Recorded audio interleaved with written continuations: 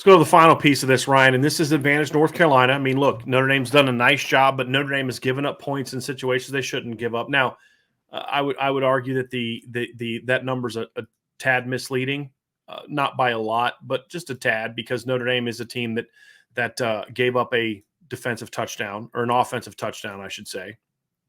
So you take that out, and Notre Dame is giving up. Excuse me, give me a second. I hit the wrong thing. Notre Dame is giving up 19 points a game, so they are sub 20.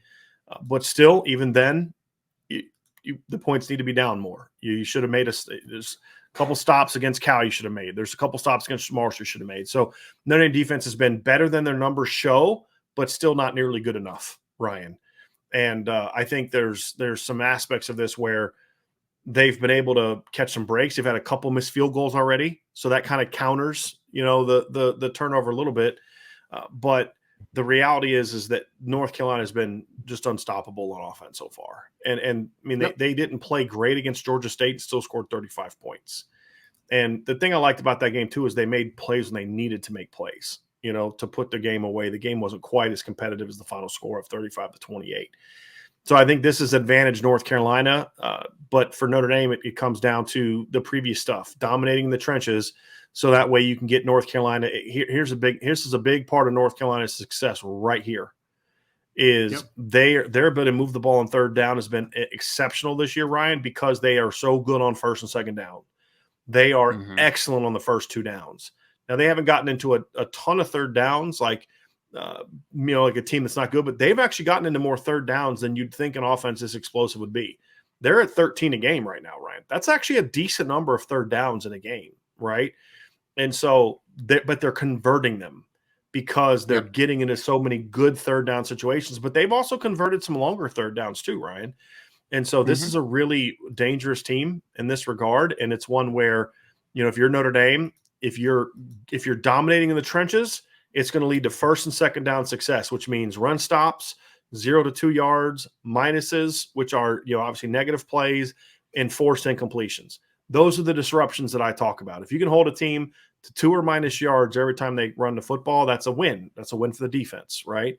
If you can create a 0 or a negative in the pass game, incompletion or sack, those are things that lead them to more 3rd and 8s and 3rd and 9s and plays like that. And that's where Notre Dame is going to have more success with those stops. And that's really what led to a lot of their success early in 2020 is after the jump that North Carolina got out to, Notre Dame started really having early down success, creating more incompletions, creating negatives or zeros in the run game. And then that put North Carolina behind the chains. And once the Notre Dame pass rush could kind of pin its ears back and get after Sam Howell, they had more success. Now, last year they had similar success against Sam Howell in those situations, but they missed on their sack attempts.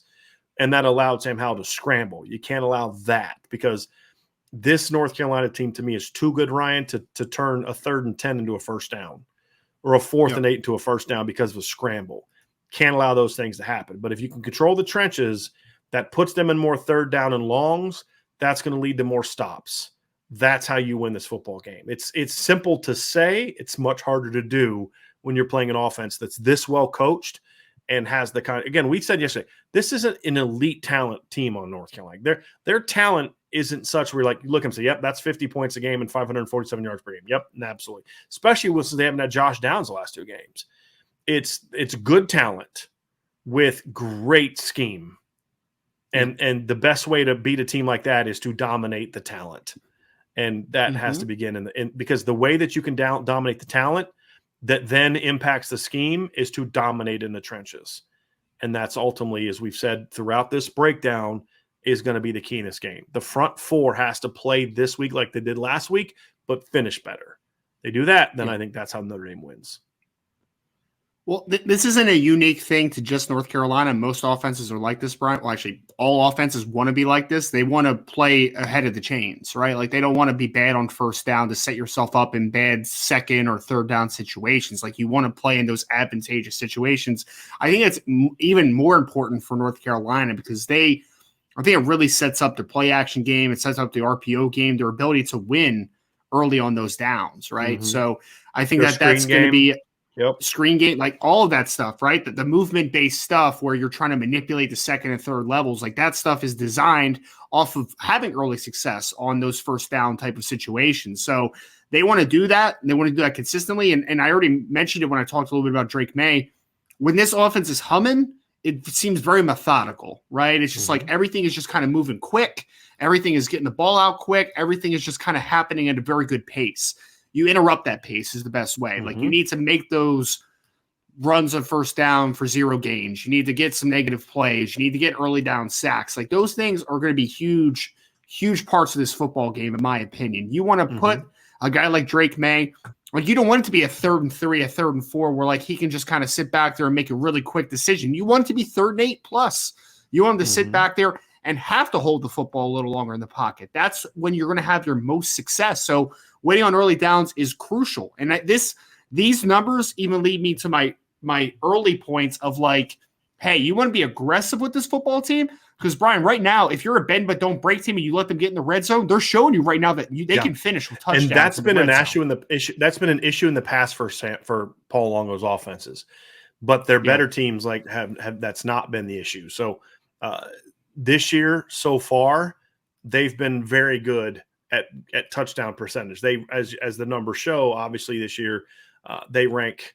I'm sorry, I just looked at opponent red zone percentage. This year, as you see the numbers, this year they're obviously a top 10 unit when it comes to red zone touchdowns. But that was kind of one of the issues they had last year. Is last year they ranked 83rd, which is why their points were down. When you look at their points relative to their yards per game, they were down a lot from where you'd think they would be total offense wise, right? So if you look at their total offense last year, they were 468.6, 6.8 yards per play. The year before, they were they were higher, but they were 537 and 7.6, which is better, but not better to the point where you see the kind of drop off they had last year from a scoring standpoint. They were down at 35 points per game. And so, or excuse me, 35 points per game. And they had some really rough offensive games last year. And part of the, 21 points against South Carolina in a bowl game, 10 points against Virginia Tech in the opener, 22 against Georgia Tech later in the season. And the reason they had that success is because they had trouble on third down and they had trouble turning possessions into touchdowns. And that's a big difference. And, if you go look at the red zone numbers and you just put the touchdowns you have the same touchdown conversion rate in 2021 that they had in 2020, you actually would have scored about the same, if not more points than they did the year before. And so that's obviously, like I said, that's a big part of this as well. And then all of a sudden you help your defense because you're getting 7s instead of 3s. So yes, to your point, Ryan, you have to not let them get in the red zone a ton. And Notre Dame has not been a great red zone team this year. I mean, because to your point, you pointed to this number right here, Ryan. Well, this number hasn't been good either. And they haven't been making stops. And so that's going to be a big part of this game. So